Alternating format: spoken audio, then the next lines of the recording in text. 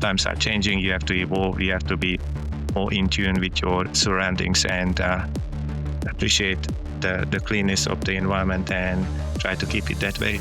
Hi, everybody. You're with Dani Valent and you're listening to Dirty Linen. Good on you for coming back or coming for the first time, perhaps, for a chat about food. Really grateful for your company, as always. And, I hope I'm going to deliver you a great chat. You're going to learn something. Your curiosity is going to be sparked.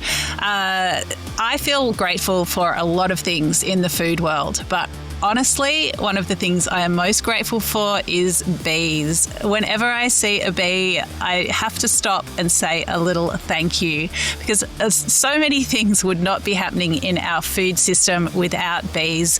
Their pollination is so crucial to our food system, our many ecosystems, and they're just fascinating and wonderful little creatures who are also so vulnerable and probably have never been so threatened as they are now.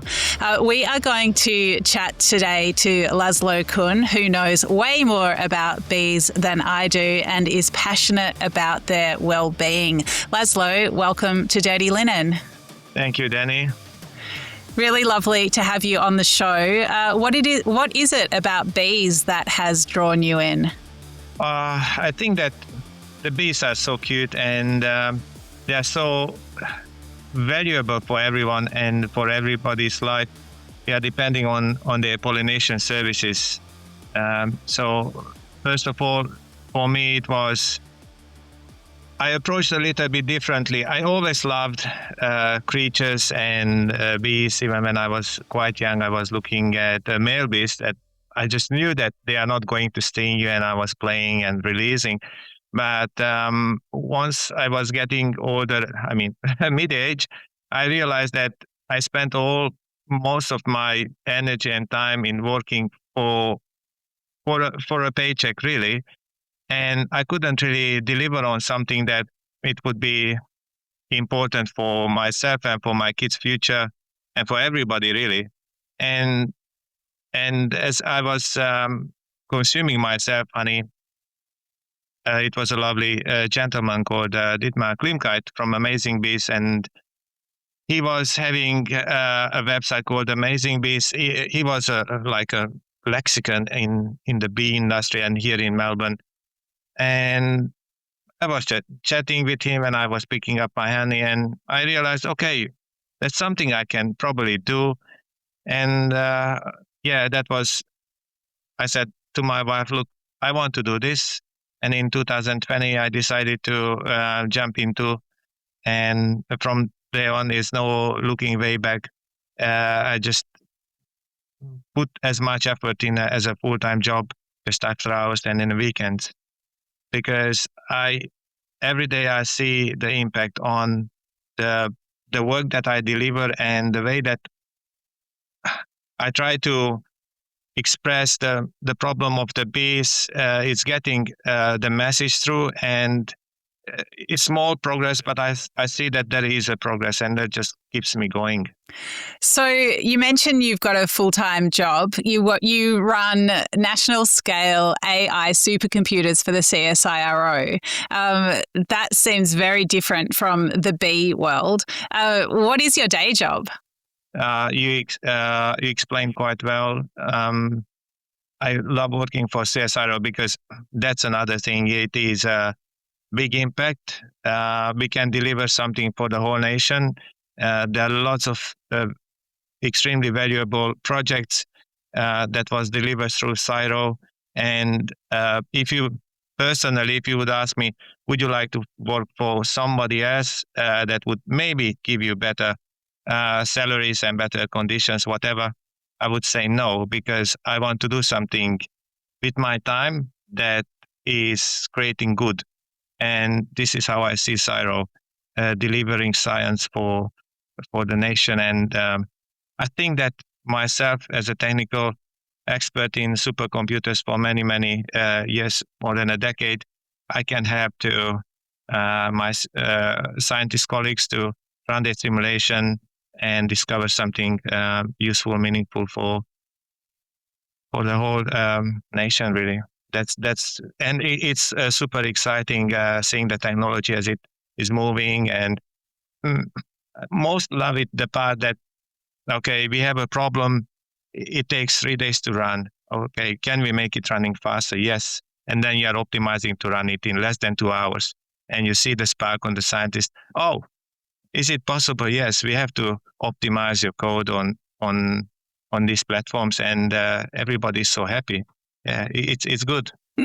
Oh, that's great. I mean, it sounds like much more than working for a paycheck, as you mentioned. But then, so you took some equity out of your house to invest in the world of bees, and you started by saying they're cute. I think when a lot of people think bees, maybe they remember a time that they were stung and it really hurt, or bees perhaps don't have such a cozy, cute reputation. Tell us why you love them so much, enough to, take some equity out of your home and invest in the world of bees. Well, first of all, they are so precious. And I don't know how to explain it to you. When you are, so the myth is that bees, they can be a little bit defensive. I agree. So there are bees are like humans. Put it in that way. Every hive have a different temperament or way of working with you, and there are some beehives that are not as patient. If you are, when you are opening the hive and you are working with them, they might be giving you signals that we are not happy being you here. Please close the lid and leave us to do our work. Others, they just let you to carry on with your management duties or whatever you have to do. But bees, either way, whatever is the personality, they are important. So I don't hold a grudge that I got stung, and 99% of the time it is my fault that I was rushing or I was holding the frame and I squashed the bee and just got in my hand and anything. But that's part of the deal, that when you're working with a beehive. And the other thing, and I don't know if you or any of your audience experienced this, when you're opening a hive on a sunny day, and you start smelling the honey, the honeycomb, the brood, the propolis, everything is just getting in the air. And they're saying that there are around 400 different volatile compounds in that air. And that's just so relaxing. And the hum of the bees, I think it was a life experience if somebody can do this. It's just amazing being with the bees. There are some papers on the musical sea sound, that the zoom of the bees that they are producing, that is reducing your stress levels. And actually, there are a couple of small huts in Europe that they are doing similar therapy with the bees and air therapy, that you are taking the hive air and you are inhaling it, and that can help you with different things. So I think just not only pollination, it is the way how the bees are building the hive and also the society. I never saw a bee that would just focus on, of course, I don't speak the bee language, but how I interpret it, they are all working for the great of the colony. They are not working on, okay, I am going to have something for me. No. And that's, I'm always saying we should really learn more about how bees are running the society. And if we can, copy some ideas, it would be so much better for everyone, I think, on this planet. Wow. I love the idea of bee therapy. And yeah, I'm sure there is so much that we could learn from the way that they work communally towards a common goal. So tell us about your setup. Like, what do you actually do? So, as you know, I started in 2020.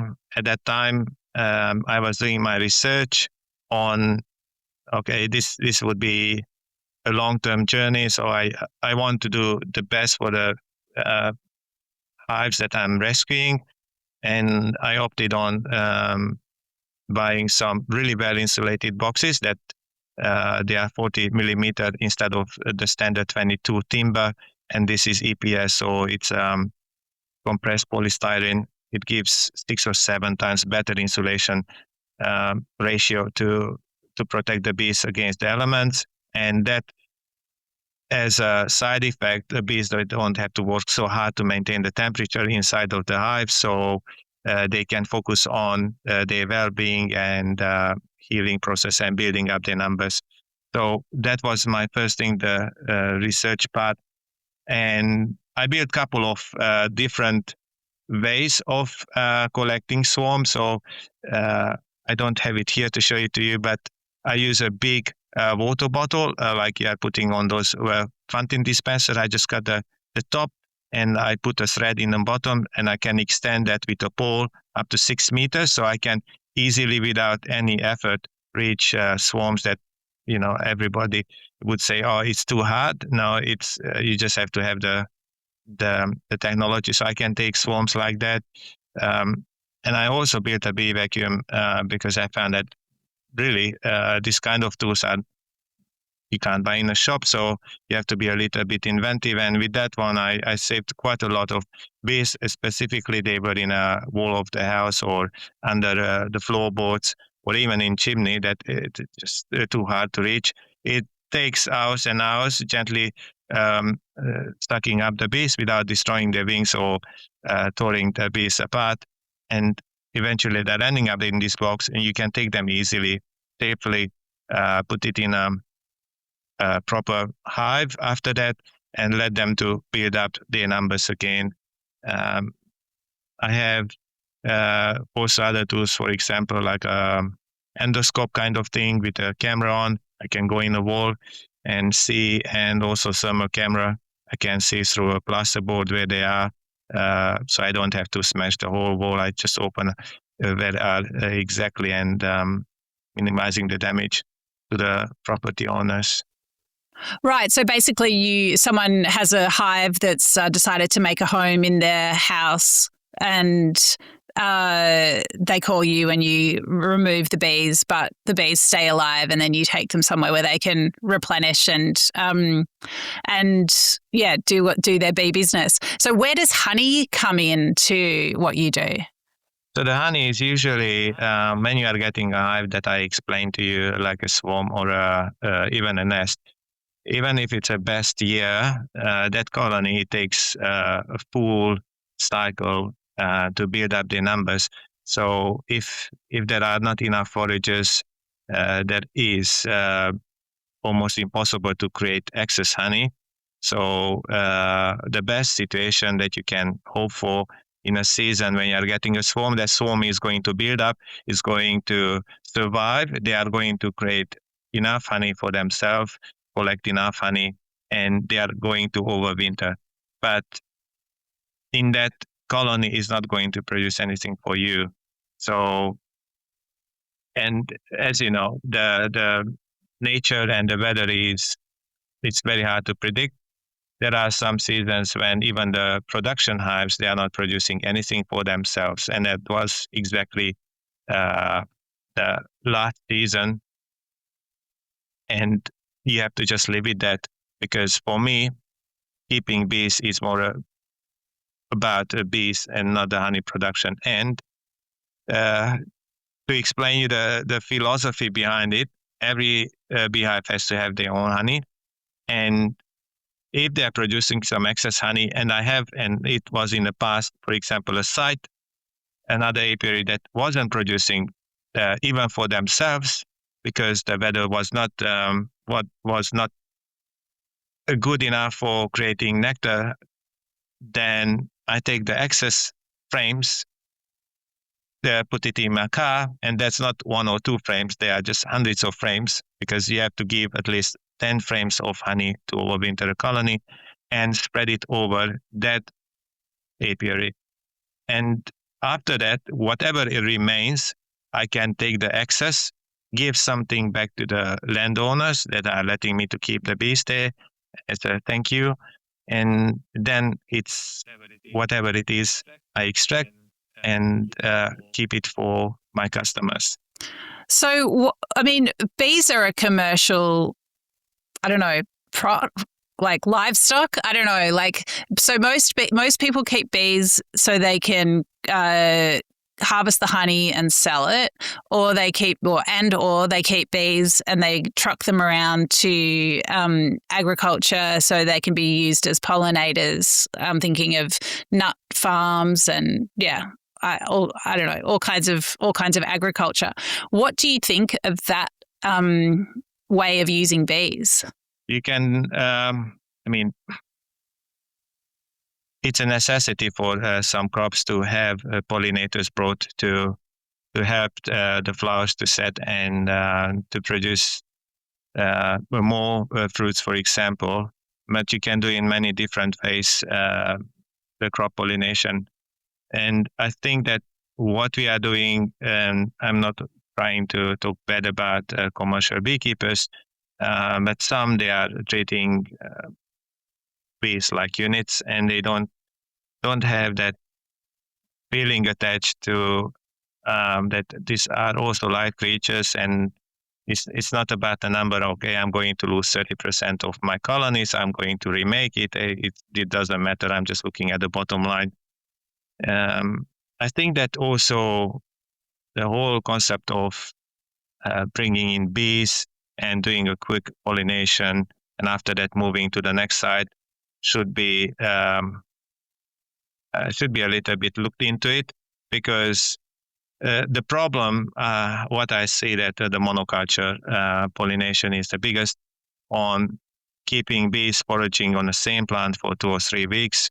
That's just not healthy for the bees. Bees, they need a variety of different nectar, pollen, amino acids, flavonoid sources, micronutrients. Otherwise, their diet will be poor, and their nutrition will be poor, and their health will be, an immune system is going to be more susceptible to pests and diseases. The other bigger problem is the focal point of spreading diseases, as unfortunately happened with crop pollination and the varroa spread all across now Victoria, New South Wales, Queensland, and ACT. So you have to be careful how you are doing it. It's not about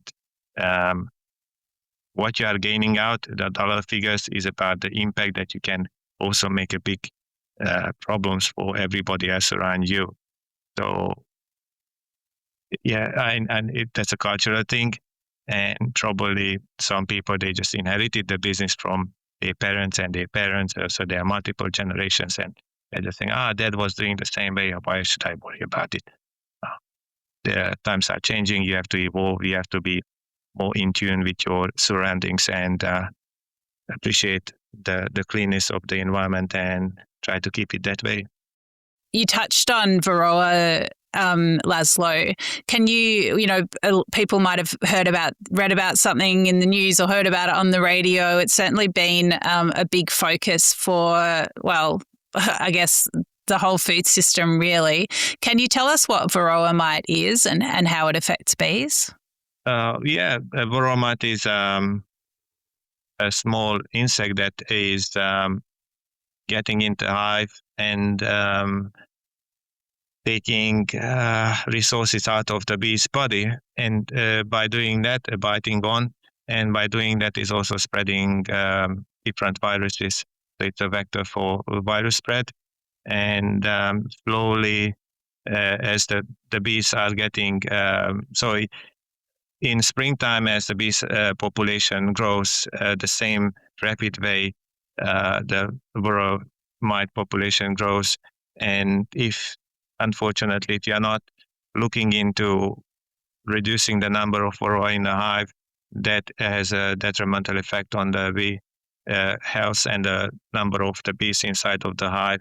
And the experts are saying that in just 2 years, if you are not treating, it can cause a colony collapse.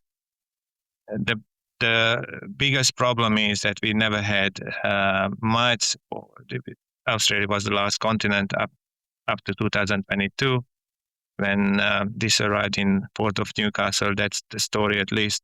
So after that, it spreaded, as I said to you before, New South Wales, now in Victoria, and now it's also in the suburban Melbourne regions.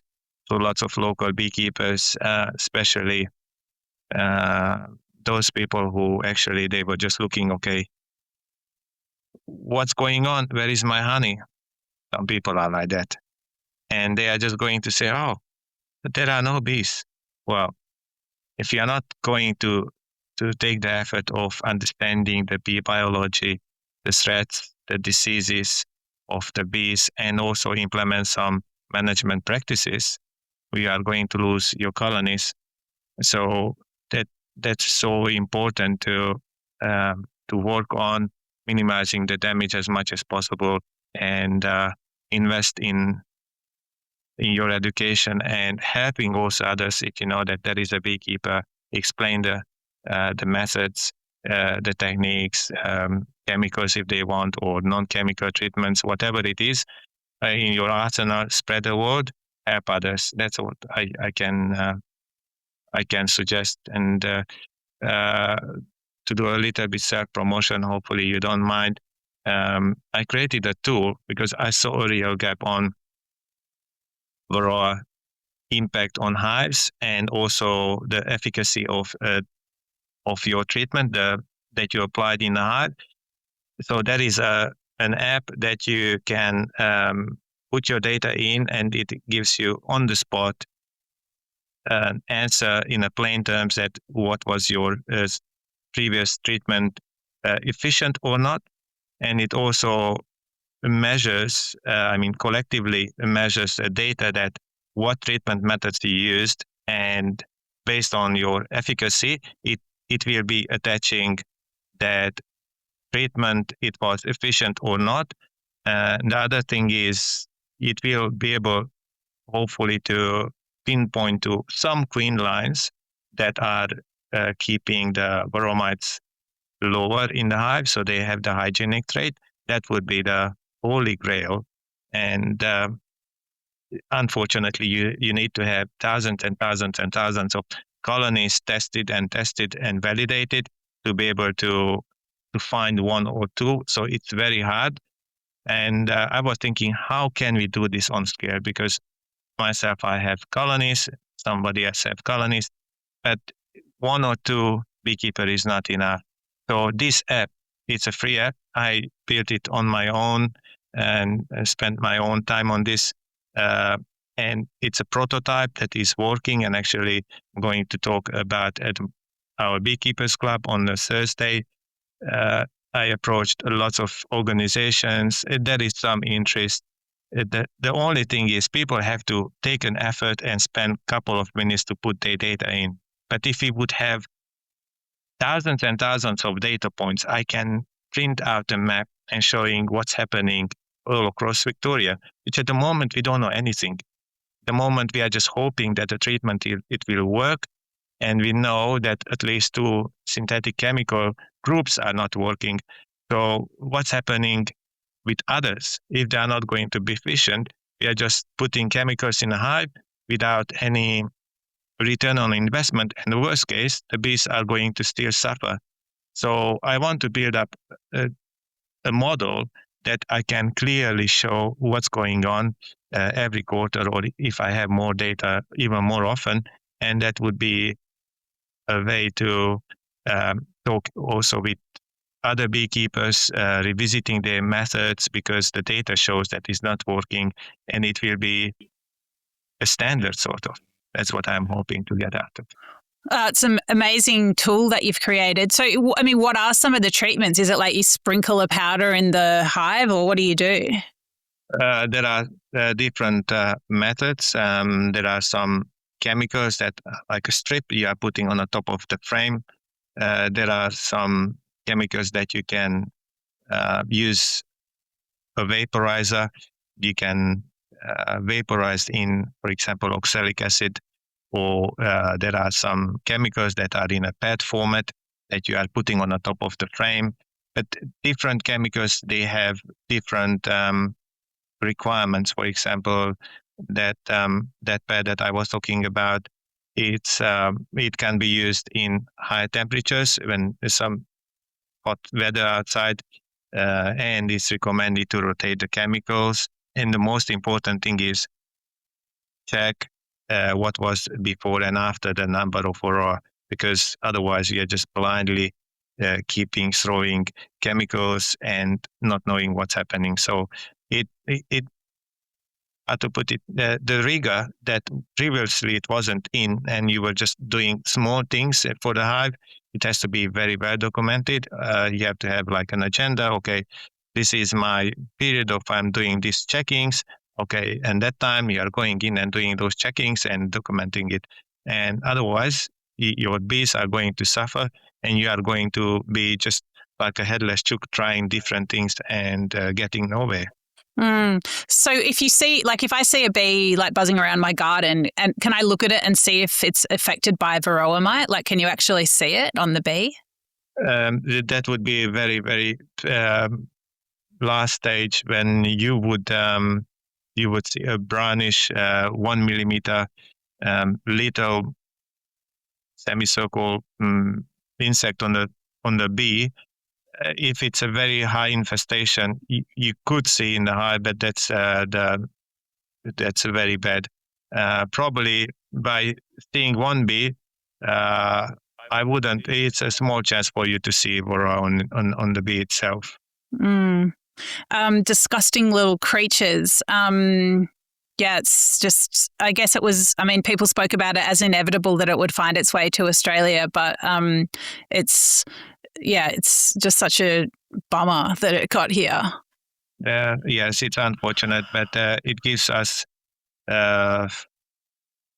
look, every problem, it's an opportunity. So it's an opportunity for us to reflect on our skills, on our scientific studies, that potentially we can develop something on treatment methods or ways of coping with varroa. It was inevitable. So unfortunately, it happened. So now we have to just go and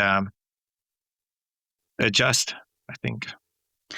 So, Laszlo, people know about honeys, and we've learnt from you about how bees are so cute. But tell us about some of the other treasures that bees are responsible for. Oh, yeah. So there are some treasures that you only see yourself as a beekeeper, because if you are grafting a queen and you know that you are seeing that queen emerging from a cell, and you know that queen that was working through and growing the hive, that's something beautiful. But as an everyday consumer, they probably know more around the honey, as it can come in different forms. The honey itself, it can be after a while starting to crystallize, so you can make a creamed honey or runny honey. The honeycomb itself, which is just honeycomb, is the wax and the honey structure together in a cap format. Then propolis, which is a tree resin bees are collecting to help the immune system and to keep the hive clean, antimicrobial, antifungal. That is a very good natural resource for different remedies. I'm not going into it. I don't want to get in trouble. Then obviously, beeswax is just beautiful. The block that is building up the whole hive, can use it for creating different cosmetics. And myself, I'm doing candles out of it, hand-dipped candles, which I find it that I want to treasure the product of the bees, and specifically the beeswax, into something unique, handmade, and not putting in a mold, because I feel that would be almost disrespectful of the the hard work of the bees that are making the wax. I don't know if I can talk statistics, but some books are saying that a beehive have to eat 8 kilograms of nectar to produce 1 kilogram of beeswax, which is a huge effort on the bees, and only certain stages of bee life cycle they can create the wax pellets.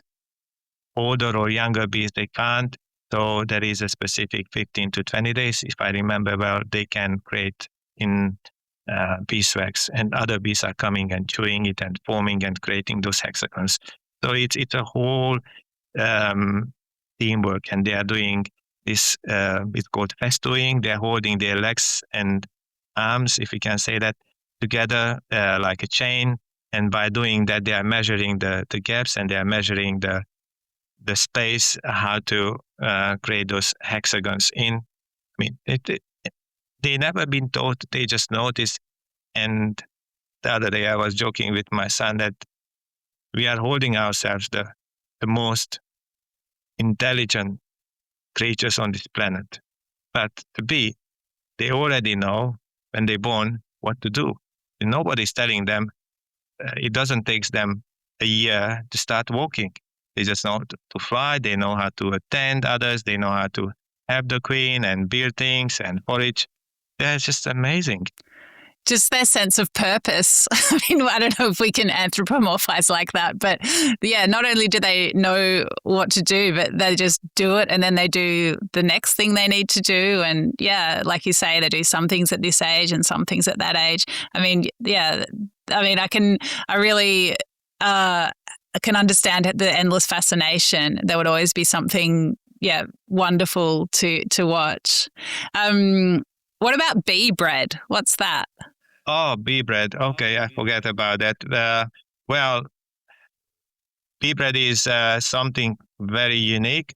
The bee bread is fermented pollen, anaerobic fermented pollen. Imagine like the sauerkraut of the beehive. So they take in pollen, and pollen is a perishable substance. And in order to keep it for long and to be able to digest easier, they are creating these tiny bee breads, which is just layers and layers of different type of pollen pressed in. So when a bee comes in, that's also very interesting. When bees are bringing in nectar, there is a recipient bee in the hive that they are going to give the nectar out of the honey stomach to the recipient honeybee, and she's going to put it in a cell, and they are starting to dry the honey. But with the collecting of the pollen, the specific bee is going to go into a hive and start to deposit, taking off from corbicula, from the legs, the pollen balls, and press it into a cell. And usually they are using the little head to press in. They're pressing in, and they're creating different layers of pollen. So I should bring it. But as you are taking out the bee bread capsule, you are looking it carefully, you would see different shades of color, yellow, brownish, maybe orange color, or maybe pale colors. And so this bee bread is so important for the bee development, because in order to create royal jelly, to secrete royal jelly, the bees, they would have to eat bee bread. So the glands in their head is not going to be stimulated by anything else, only bee bread. So if you have bee bread, then you can raise bees, because every bee up to 3-day old, they are going to eat royal jelly. Only the queen bee is going to eat royal jelly all her lifetime. So even for the everyday bee population, it's super important to have bee bread and spreading the royal jelly in the hive to have the nutrients the little larvae to grow. It's amazing substance.